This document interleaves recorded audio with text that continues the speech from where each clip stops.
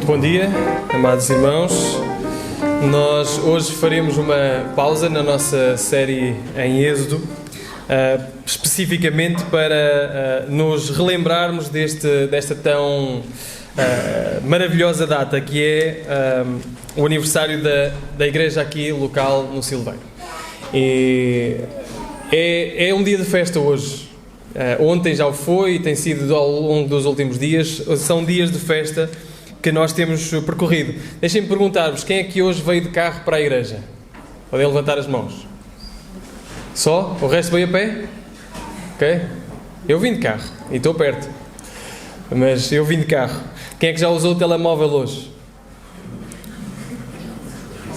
Aqueles que gostam de admitir que são honestos levantaram, os outros usaram o telemóvel. Quem é que já se revestiu hoje de roupas modernas, assim, sem ser, digamos, de fatinho, e podem-se ter vestido depois de despido para vestir a roupa que trouxeram, mas assim daquele fatinho, aquela boina? Já? Vestiram isso hoje? Não? Isto eram tudo coisas que eram totalmente normais em 1939. Está bem? Totalmente normais. Não usar telemóvel, não usar o WhatsApp, não ter um carro. As pessoas que teriam um carro seriam bastante afortunadas. Se bem se lembram, se aqueles que viram as fotos, aqueles que não tiveram presentes, que viram as fotos da igreja antiga, ali à entrada tinha um chapeleiro, não é? Já viram esses chapeleiros? Eu lembro-me de ver, creio que até no casamento do irmão Augusto e da irmã Fernanda, uma foto assim da igreja, e lá ao fundo, acho que, não sei se foi aqui ou em Perreis, a igreja onde se casaram, aqui, lá ao fundo um sítiozinho onde metiam os chapéus todos, não é? Porque era normal ter os chapeuzinhos. Então a vida mudou muito, desde 1939 até esta data. Já não há aliás, nós hoje temos carros, temos a vulgarização do carro, temos o telemóvel, temos muita coisa que hoje para nós é normal, mas para os nossos irmãos na altura não eram. E 1939 parece uma data longa, mas não é assim tanto. Se nós recuarmos para esse ano, por exemplo, sabem que foi nesse ano que nasceu os nossos dois ex-presidentes da República? A Jorge Sampaio, que já faleceu, e Aníbal Cavaco Silva, exatamente em 1939. Portanto, fazem este ano 83 anos. Foi nesse ano que morreu Sigmund Freud, o psicanalista, famoso psicanalista. Esse ano foi o ano, imaginemos, tinha passado 2 meses, mais coisa, menos coisa, de iniciar a Segunda Guerra Mundial, quando esta igreja foi plantada, digamos, a fachada foi construída. Não é? A Alemanha nazi tinha acabado de invadir a Polónia. E era esse o contexto que estava a acontecer. A Ferrari era fundada nesse ano. A Ferrari foi fundada em 1939, se bem que oficialmente depois só passado alguns anos. Então, muita coisa aconteceu nessa data, e uma das coisas que aconteceu foi esta igreja ser plantada, 83 anos. É uma data de festa, é festa, nós estamos em altura de festa. Esta casa de oração foi feita, falava com a nossa irmã Palmira, ela estava a dizer, foi o meu pai participou da construção da fachada desta igreja. Então, é uma data de festa, nós estamos em altura de festa. É tempo de celebrar. E eu gostava de levar-nos a uma altura em que Jesus, Ele próprio, estava num banquete, e que Jesus, Ele próprio, fala de um outro banquete e de uma festa também. Então vamos abrir em Lucas capítulo 14. Lucas capítulo 14. Evangelho de São Lucas.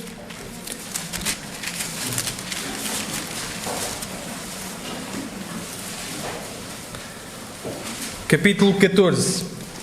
E Jesus, como disse, Ele está numa festa, e fala também Ele de uma outra festa, de um outro banquete. E o que é interessante acerca de Jesus, que nós vamos focar a nossa atenção, se Deus assim permitir, é que Jesus vai falar como falhar este banquete. Que é possível falhar esta festa, é possível falhar este banquete. Então abram comigo em Lucas capítulo 14, nós vamos focar a nossa atenção no quarto episódio deste banquete, mas para percebermos, vamos ler até lá.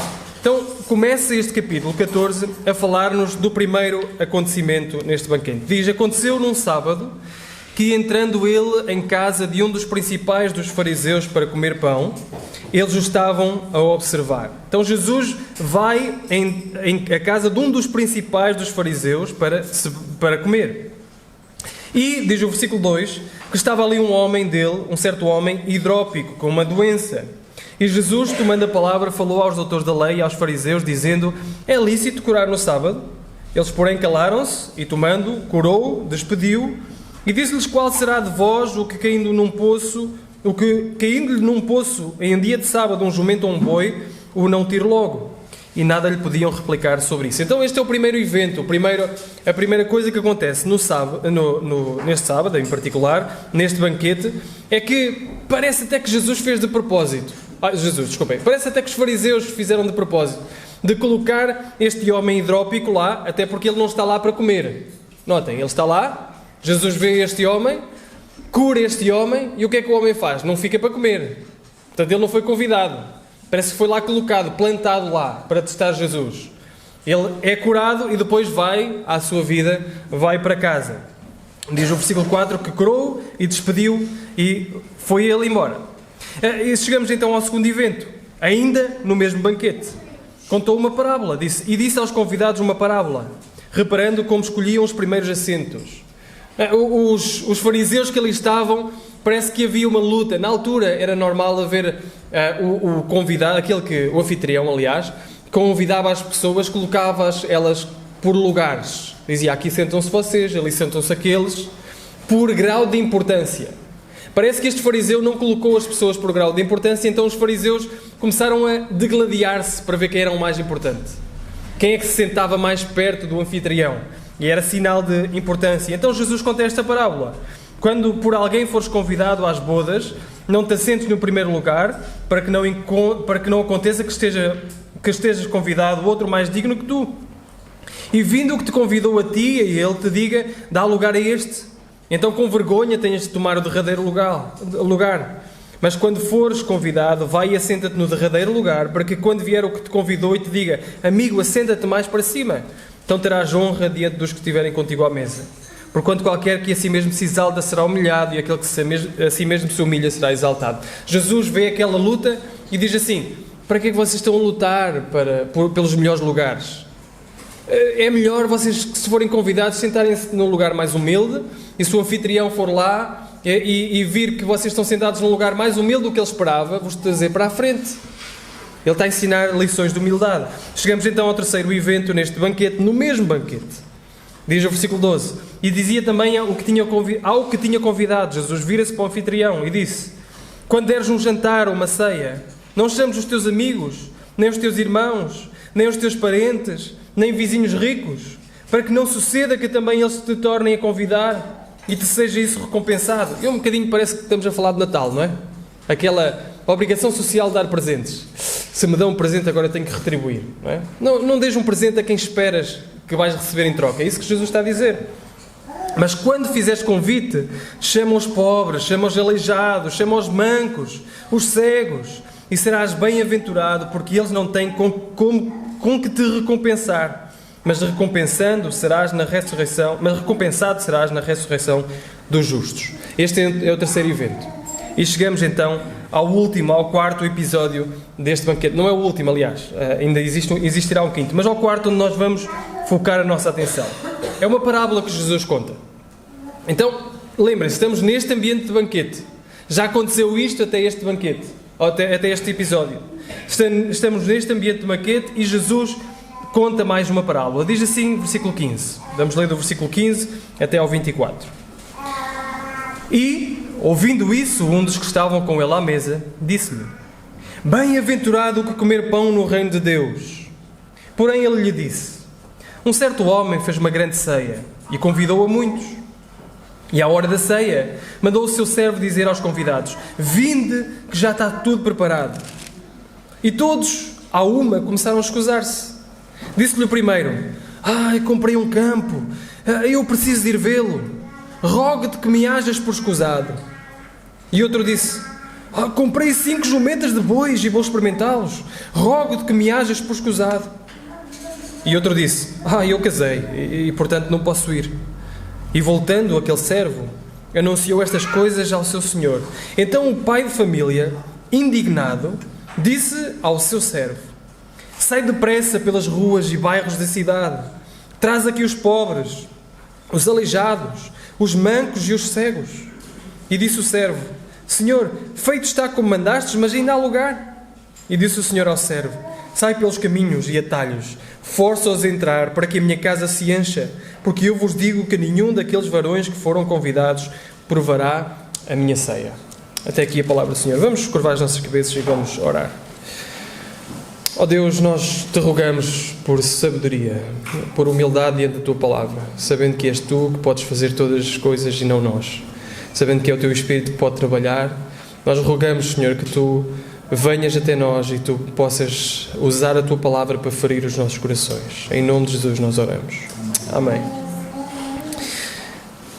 Esta parábola, neste contexto que nós falamos, eu gostava de salientar 4 coisas nesta parábola. E a primeira delas é a alegria. A alegria. Vejam o que é que diz o versículo 15. Alguém, um dos que estava com ele à mesa, não é? Neste contexto que já tinha passado tudo isto que nós percebemos, disse-lhe assim: feliz, não é? Ou bem-aventurado o que comer pão no reino de Deus. Feliz aquele que vai comer pão no reino de Deus. E naturalmente Jesus olha para aquele homem e Jesus vai contar esta parábola por causa desta intervenção também. Portanto, ele vê alguma coisa no coração deste homem que está errado. Provavelmente este homem considerava-se um VIP. Sabem o que é um VIP?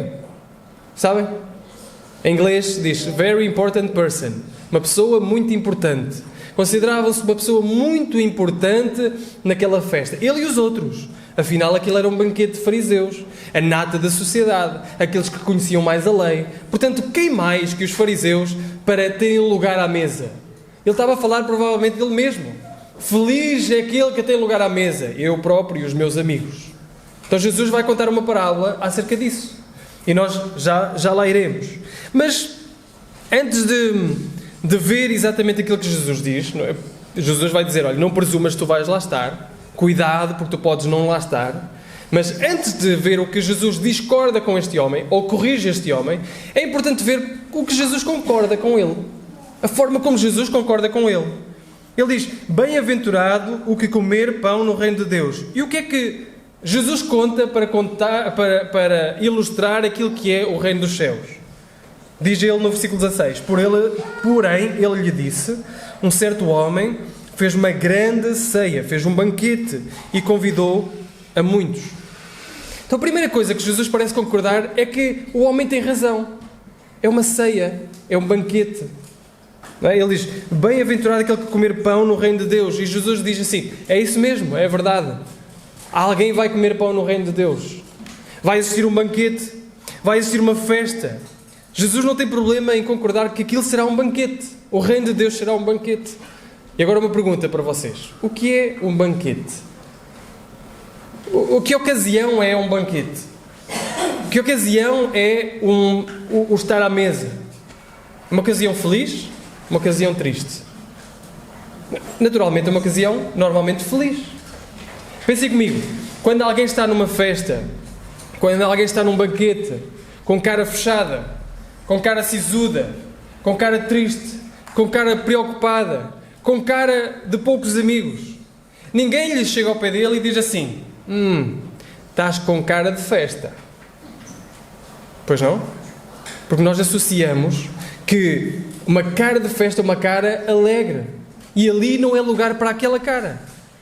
Nós podemos estar numa festa porque não queremos lá estar. Podemos estar numa festa e não querendo lá estar. Podemos estar numa festa ou num casamento sem conhecer ninguém, meio aborrecidos. Mas ninguém vai dizer que aquilo é uma cara de festa. Às vezes até temos expressões como: estás com uma cara de enterro. Não é? Estás com uma cara triste. Porque associamos diretamente aquilo que é festa, ou aquilo que deve acontecer num banquete, aquilo que deve acontecer numa festa, uma cara alegre, uma cara feliz. A alegria faz parte do banquete, a alegria faz parte daquilo que é a festa. E é isso que Jesus está a dizer. O reino de Deus será uma festa, um banquete. O reino de Deus terá um banquete. E existe um certo homem, contra Jesus, que dá uma festa, que dá um banquete, que faz uma grande ceia. Mas nós lembramos da parábola do filho pródigo. O filho pródigo chega, o que é que ele faz? Ele faz um banquete. Porque era o quê? Uma ocasião de festa. Matar o bezerro cevado, porque finalmente eu tenho o meu filho estava morto e reviveu. Estava perdido e foi achado. É uma ocasião de festa. Então, certo homem, conta Jesus, que é uma referência ao Pai, que é uma referência a Deus, deu uma festa, deu um banquete. Deus está a preparar um banquete. E nós, cada vez mais, temos a sensação do quão valioso um banquete é. Porque vamos ao supermercado e as coisas estão caríssimas, não é? A inflação aumenta. Dar um banquete cada vez custa mais. Portanto, tem que ser uma ocasião especial, uma ocasião mesmo de festa. Mas este banquete não é nada comparado com aqui nesta terra. É um banquete celestial. Jesus não compara o reino de Deus a um funeral. Jesus não compara o reino de Deus a uma estadia num hospital. Jesus não compara nem sequer o reino de Deus a um encontro importante. Jesus compara o reino de Deus a um banquete. Deus é um Deus de alegria. Deus é um Deus, sim, Deus é um Deus santo. Sim, Deus é um Deus soberano.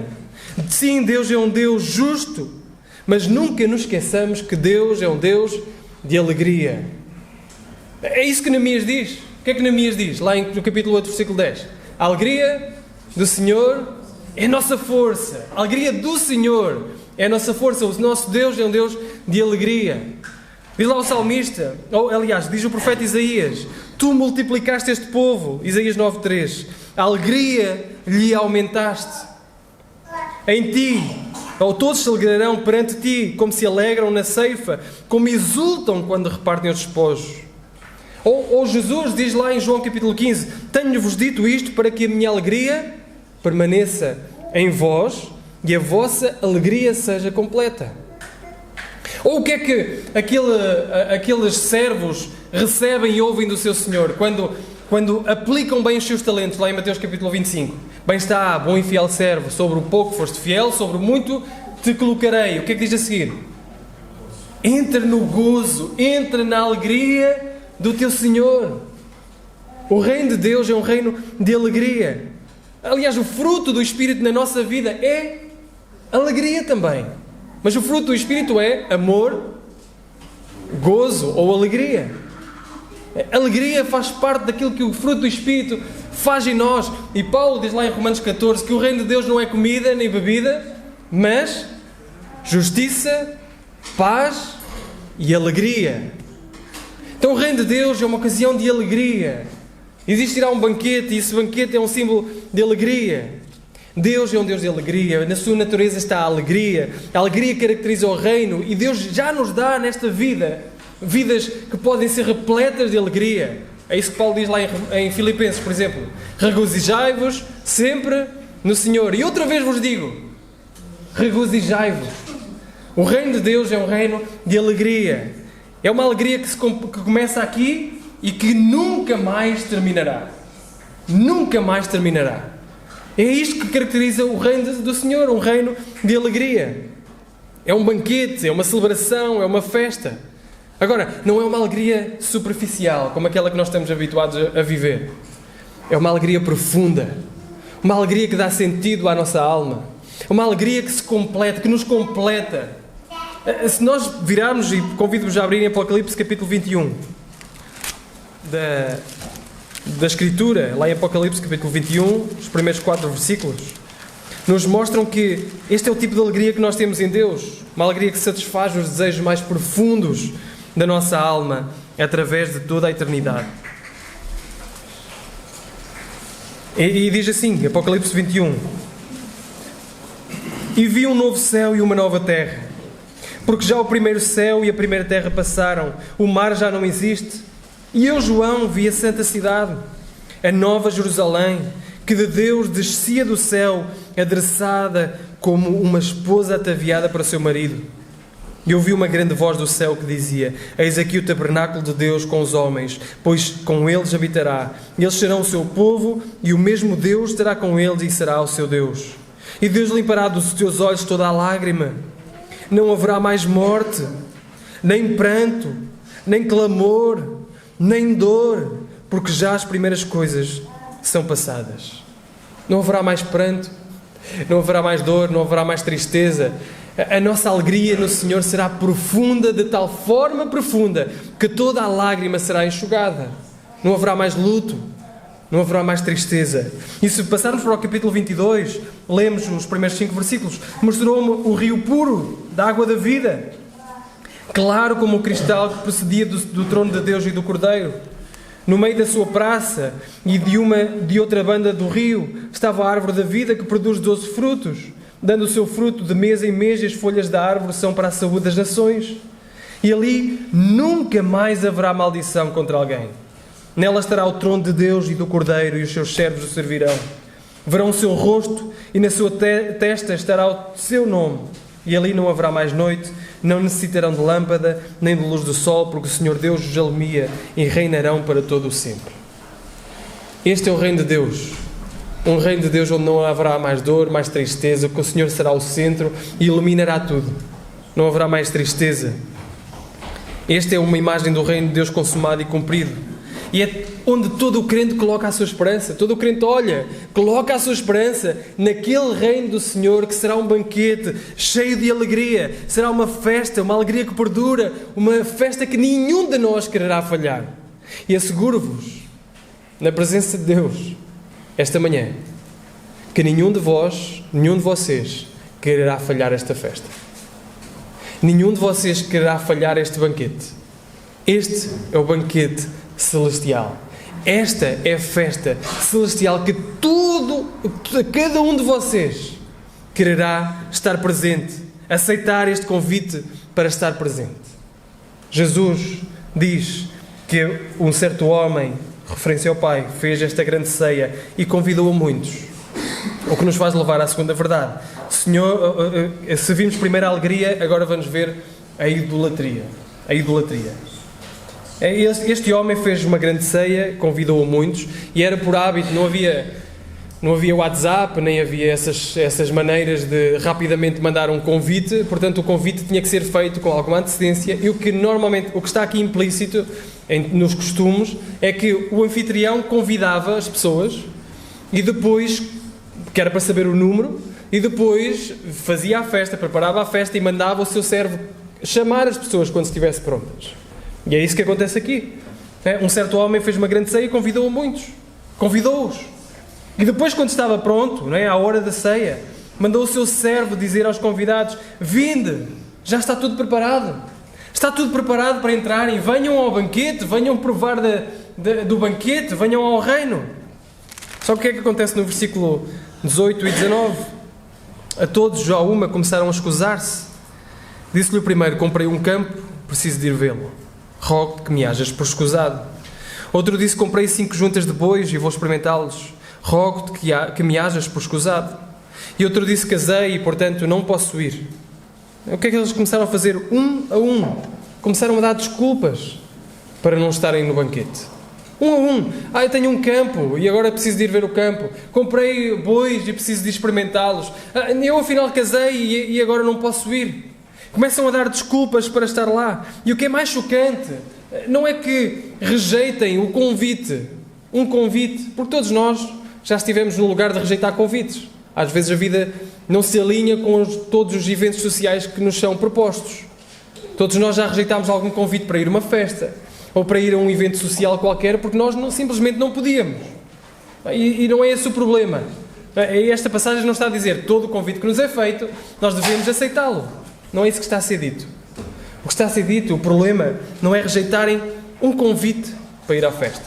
O problema é rejeitarem este convite para ir à festa. E é esta festa em particular. Já vimos, é uma festa cheia de alegria.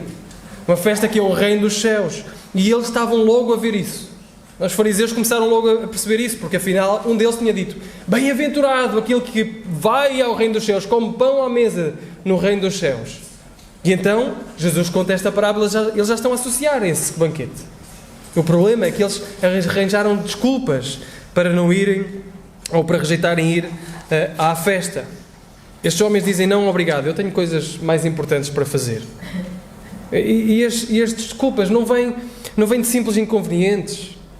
As desculpas vêm daquilo que nós chamaríamos idolatria. Idolatria.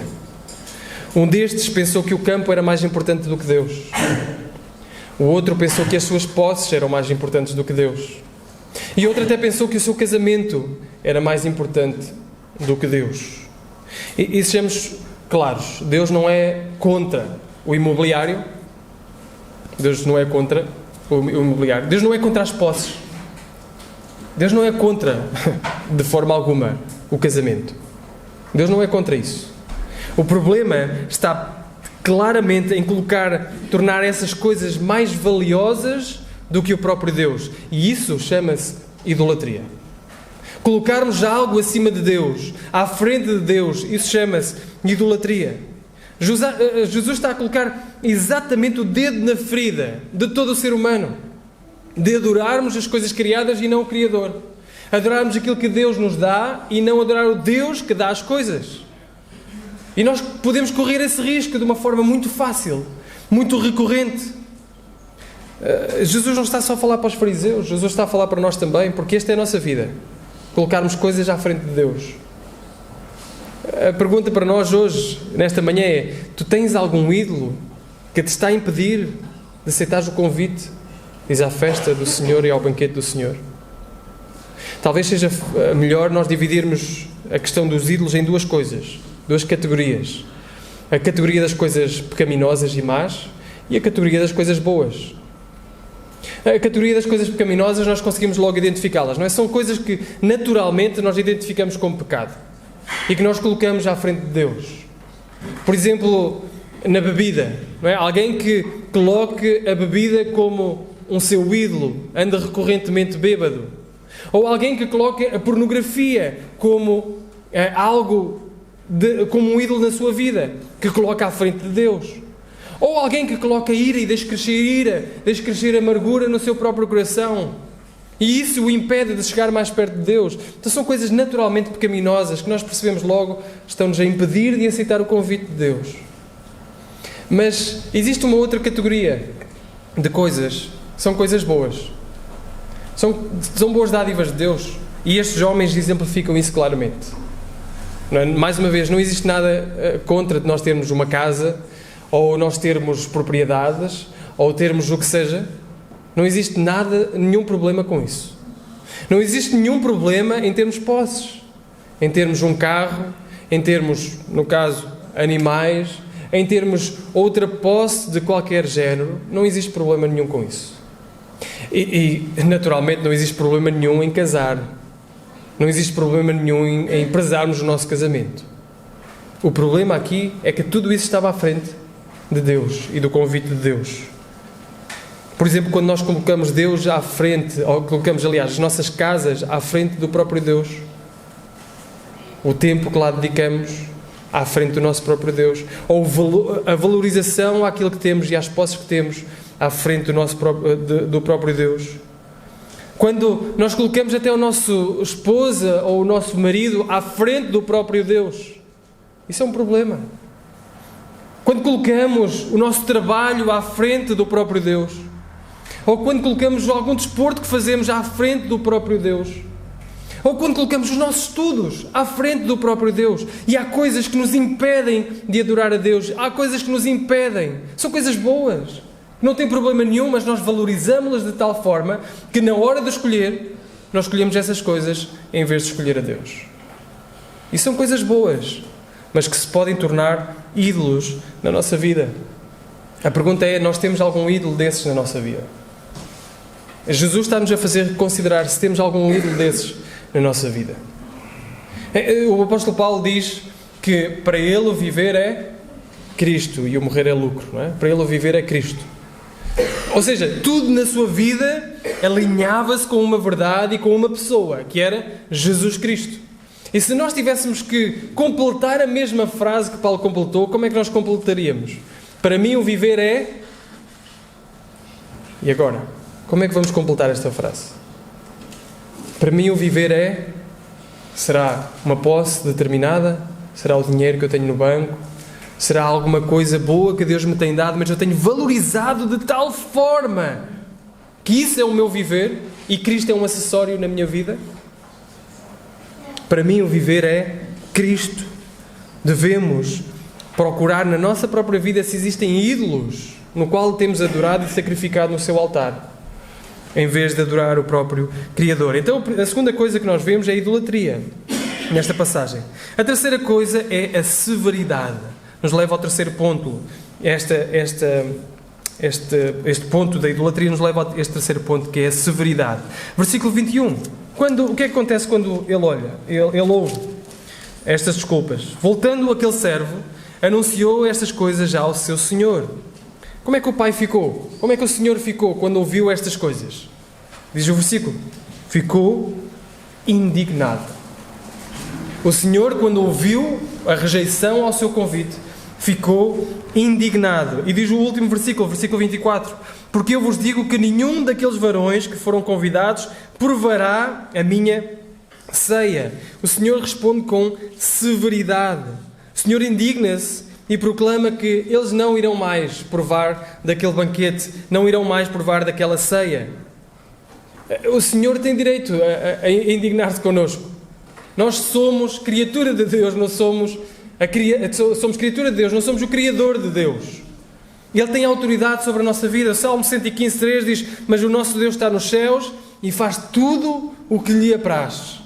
Ou o Salmo 24:1 diz: do Senhor é a terra e a sua plenitude, o mundo e aqueles que nele habitam. Nós somos do Senhor, recebemos o convite do Senhor e escolhemos rejeitar o Senhor. E a resposta do Senhor a essa rejeição é só uma: severidade. Severidade. É verdade que Deus é um Deus de alegria. É verdade que Deus está a preparar um banquete celestial e eterno de profunda alegria. Mas é verdade também que Ele não olhará com bondade para aqueles que rejeitam o seu convite. Ele não olhará com bondade para aqueles que rejeitam o seu convite. Nós não somos senhores, nós não somos criadores, nós não temos o direito de rejeitar o seu convite. É um convite celestial. É um convite para encontrarmos significado na nossa própria alma. E o Senhor fica indignado, primeiro, porque nós rejeitamos o Senhor por coisas que são lamentáveis, por coisas que são paupérrimas. Rejeitamos uma coisa maravilhosa por uma coisa que é paupérrima. Jeremias capítulo 2, 11 e 13, nós conhecemos esta passagem e diz: houve alguma nação que trocasse os seus deuses, posto não serem deuses? Todavia o meu povo trocou a sua glória pelo que é de nenhum proveito. Espantai-vos disto, ó céus, horrorizai-vos, ficai verdadeiramente desolados, diz o Senhor, porque o meu povo fez duas maldades. A mim me deixaram o manancial de águas vivas e cavaram cisternas rotas que não retêm as águas. Deus demonstra a sua glória. Deus demonstra o seu poder. Deus demonstra que Ele mesmo é Deus. E nós rejeitamo-lo, como diz o Senhor aqui. Nós escolhemos rejeitar o Senhor e, ao contrário, escolhemos cavar cisternas rotas que não retêm a água. Trocamos água purificada por água suja, água imunda, água que não é retida nas cisternas. Claro que o Senhor fica indignado. Como é que é possível isto acontecer? Este é o grande pecado. E o mesmo acontece connosco quando rejeitamos o convite do Senhor. O Senhor reage com severidade. Imaginem o que é. Eu chamo-vos à minha casa. Não é? Chegará o tempo. Todos juntos não. Mas se calhar queria selecionar. Selecionar não. É a todos, mas uns de cada vez. Que não sei se cabem todos. Mas convido-vos à minha casa. Imaginem que a todos. Vêm todos à minha casa. E eu queria dar-vos o melhor que tenho. Então vou, em honra aos nossos irmãos brasileiros, vou comprar picanha, mas da boa, mesmo daquela boa, da Argentina. Eu vou comprar picanha para vos receber em minha casa. E compro quilos e quilos de picanha. Aquelas brasas maravilhosas, aquela gordura a cair, aquele cheiro maravilhoso. Vocês chegam lá, agradecem, é gráfico, não é? Já estou todo a salivar, está quase. Mas chegam lá, entram em casa, sentem o cheiro e dizem assim: não, eu prefiro fiambre seco, daquele já com bolor na ponta. Imaginem a indignação que eu fico. Então eu gastei rios de dinheiro para vocês poderem comer da melhor picanha que existe. Trabalhei para poder oferecer-vos picanha boa, maravilhosa, cheirosinha, que nos coloca a salivar. E vocês depois dizem assim: não, eu afinal trago aqui um bocado no bolso de fiambre seco e que prefiro comer isso a comer essa picanha. É mais ou menos isso que acontece de uma forma cósmica, celestial, com Deus. Deus oferece a sua glória, Deus demonstra a sua glória, Deus demonstra quem Ele é, e nós preferimos cavar cisternas rotas que não retêm água. Preferimos rejeitar o seu convite, preferimos escolher as coisas criadas em vez de escolher o Criador, mesmo às vezes coisas que são boas, mas que se colocam no lugar do Criador. E como é que Ele reage a isso? Com severidade. O Senhor reage a isso com severidade. O Deus da criação e da redenção, Ele não será desprezado por ninguém. Ele não será desprezado por ti nem por mim. Ele reage com severidade. Afinal, Ele está numa ceia com fariseus, num banquete com fariseus. Os fariseus deviam ser aqueles primeiros a entrar neste banquete celestial. Mas também são eles que adoram mais o poder, que amam mais o poder, que amam mais o prestígio, que amam mais as posses do que amam na verdade a Deus.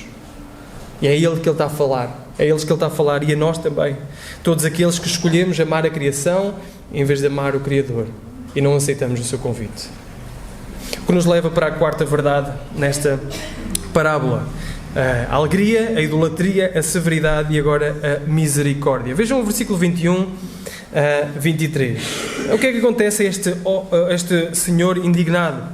Disse ao seu servo: sai depressa pelas ruas e bairros da cidade e traz aqui os pobres, traz os aleijados, traz os mancos e os cegos.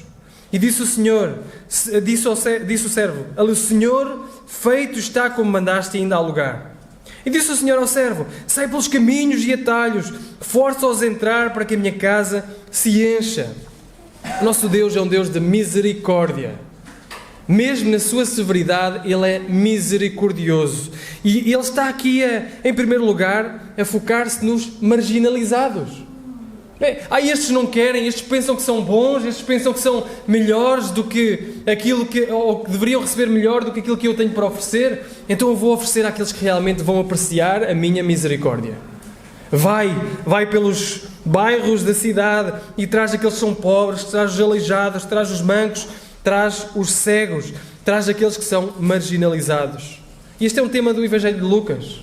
O Evangelho de Lucas recorrentemente nos foca de que Jesus está interessado naqueles que são mancos, que são cegos, que são pobres, que são aleijados, que são humildes. É isso que acontece. Versículo 13, nós lemos isso. No versículo 13, quando Jesus fala para o convidado, para aquele que o convidou: quando fizeres convite, chama os pobres, aleijados, mancos e cegos. E volta a usar a mesma expressão: pobres, aleijados, mancos e cegos. Jesus está interessado nisso. O que é que diz Tiago, capítulo 2, versículo 5? Ouvi, meus amados irmãos, porventura não escolheu Deus os pobres deste mundo para serem ricos na fé e herdeiros do reino que prometeu aos que o amam? Deus escolheu os pobres, Deus escolheu os fracos, Deus escolheu os desprezados, Deus escolheu os marginalizados para demonstrar e fazê-los ricos na fé, para demonstrar que é Ele que tem poder para elevar. Não o homem que tem poder para ele. Ele continua. Ele chamou esses, mas ainda havia lugar. Vejam. Ainda há lugar. E o que é que ele diz? Sai pelos caminhos e atalhos. E a ideia é: sai por fora da cidade. Não vejas só dentro da cidade. Sai por fora da cidade. E força-os a entrar para que a minha casa se encha. Jesus está a focar que Deus não está só interessado naqueles que estão marginalizados, está interessado naqueles que são forasteiros, naqueles que estão fora. E eu penso que se nós colocarmos esta parábola no seu contexto do Evangelho de Lucas, veremos que estes forasteiros são os gentios. Jesus está a falar aos gentios. Há aqui alguém que seja judeu? Não?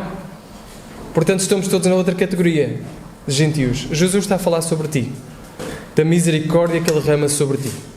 Vejam alguns versículos que nos mostram isso. Lucas capítulo 3, versículo 4 a 6. Lucas 3, só para focarmos naquilo que Jesus está a falar acerca da inclusão dos gentios, de ti e de mim. Lucas 3, 4 e 6, diz assim, 4 a 6. Segundo o que está escrito no livro das palavras do profeta Isaías, que diz: voz do que clama no deserto, preparai o caminho do Senhor, endireitai as suas veredas.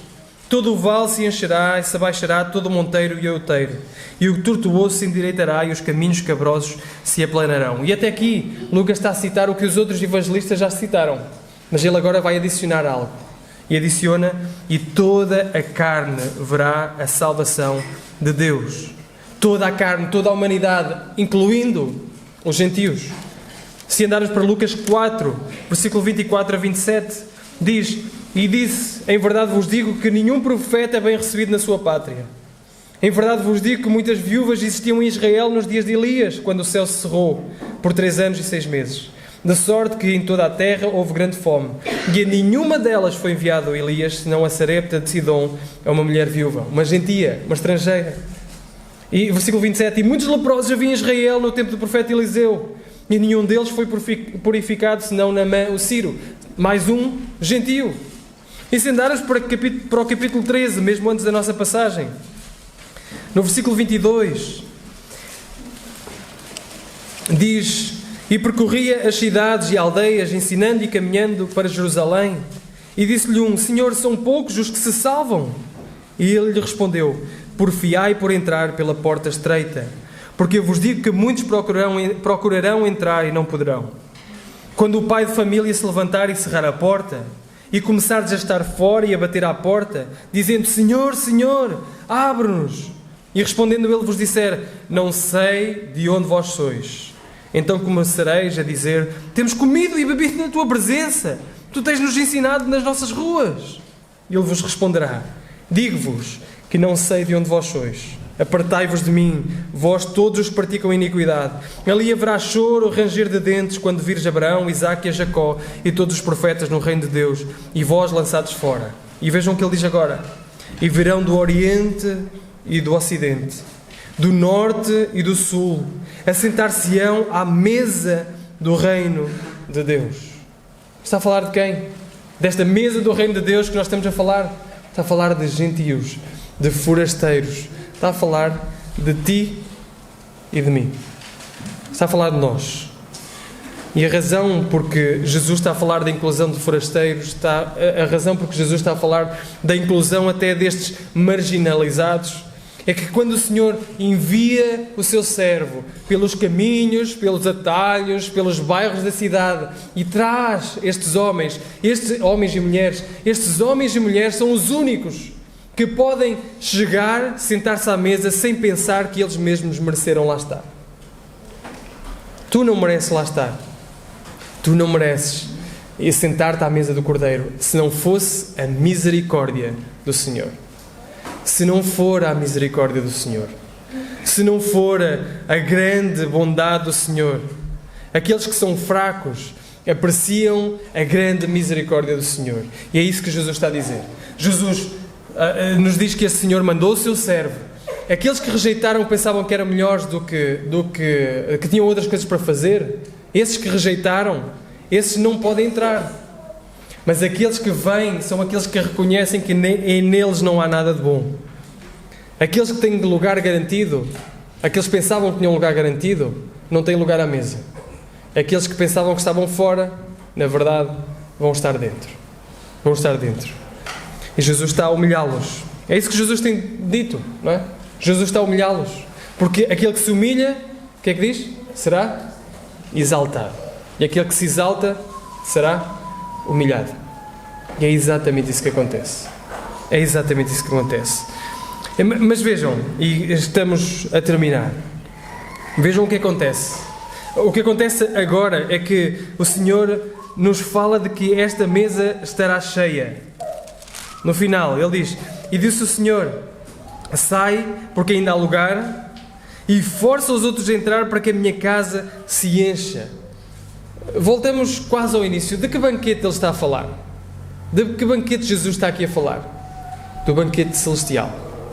Isaías 25, 6 a 9, diz assim: e o Senhor dos Exércitos dará neste monte a todos os povos uma festa, com animais gordos, uma festa com vinhos puros, com tutanos gordos e com vinhos puros bem purificados.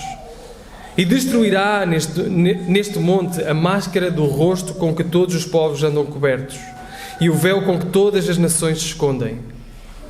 Aniquilará a morte para sempre, e assim enxugará o Senhor Jeová as lágrimas de todos os rostos, e tirará o opróbrio do seu povo de toda a terra, porque o Senhor o disse.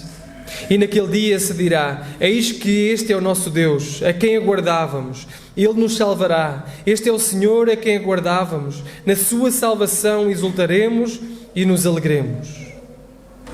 Deus enviou o seu único Filho, o seu Filho unigênito, para que nós pudéssemos fazer parte deste banquete. Deus enviou o seu único Filho, Jesus Cristo, para ser a figura central deste banquete. Jesus é a figura central deste banquete. Apocalipse capítulo 19 nos fala deste banquete que haverá. E haverá um banquete. E Apocalipse 19 diz: e disse-me, escreve, bem-aventurados aqueles que são chamados às ceias da boda do Cordeiro. E disse-me, estas são as verdadeiras palavras de Deus, e esta é a nossa esperança. Esta ceia é as ceias da boda do Cordeiro. Jesus Cristo é a figura central. Estas são as ceias das núpcias, são as ceias que nenhum de nós quererá falhar. É as ceias em que Jesus será exaltado para todo o sempre, e Ele fará com que toda a casa se encherá. Ele fará com que homens e mulheres de todas as tribos, de todas as línguas, de todas as nações virão à casa do Senhor para se alegrarem neste banquete celestial. Este é o banquete celestial que tu não quererás falhar. Ele não permitirá que haverá um só lugar vazio, porque Jesus Cristo merece toda a glória. Jesus merece toda a honra. Jesus merece todo o louvor. E porque Ele merece todo o louvor e toda a honra, não haverá um lugar sequer vazio. A minha pergunta para ti é: tu fazes parte desse lugar? Tens o bilhete para entrar nessa casa? Tens o bilhete para entrar nesse lugar? Aceitaste o convite para fazer parte? Deus é um Deus de alegria. Deus é um Deus de maravilhosa e profunda alegria, que quer dar um banquete celestial. Deus é um Deus de alegria, mas que confronta a idolatria, que confronta tudo aquilo que colocamos à frente dele e responde a essa idolatria com severidade. Ainda assim é misericordioso para nós, humilhando-nos, chamando-nos, mesmo nós marginalizados e forasteiros, a aceitarmos este convite eterno de fazer parte deste banquete, cujo verdadeiro centro é o verdadeiro e único Filho de Deus, Jesus Cristo. Jesus Cristo. Eu gostaria que tirasses um momento para analisar a tua vida. Eu gostaria que nós tirássemos uns breves momentos para sondar os nossos corações. Verificar se existe idolatria neles. Se existir idolatria no nosso coração, de coisas que são diretamente pecado, porquê é que tu não te arrependes hoje? Hoje, não amanhã, não depois da manhã ou para a semana, mas hoje, mesmo agora, coloques isso aos pés de Jesus Cristo e pede-lhe perdão e que te encha com a sua alegria. Se por outro lado existe coisas que são boas, que estás a desfrutar, mas que estão a esmagar a tua afeição por Deus, eu peço que faças exatamente isso, o mesmo. Que peças perdão a Deus e que te arrependas e peças ao Senhor que te enche dessa alegria. Como o pobre, o aleijado, o cego e o manco, aqueles que não tinham esperança, até que Deus lhes estendeu a misericórdia, vem a Jesus e diz-lhe: Jesus Cristo, eu venho a ti sem nada nas minhas mãos, sem nada para oferecer, sem nada que eu consiga comprar o meu lugar à mesa. Eu sou um pecador que necessita de salvação. Por favor, Deus, salva-me. e dá-me um lugar à mesa. Dá-me um lugar ao banquete. Poderíamos adorar e louvar este grande Deus que está a preparar um grande banquete, uma grande festa, muito maior do que esta festa que temos hoje. Mas é uma festa que tu não quererás falhar. Que o Senhor nos abençoe.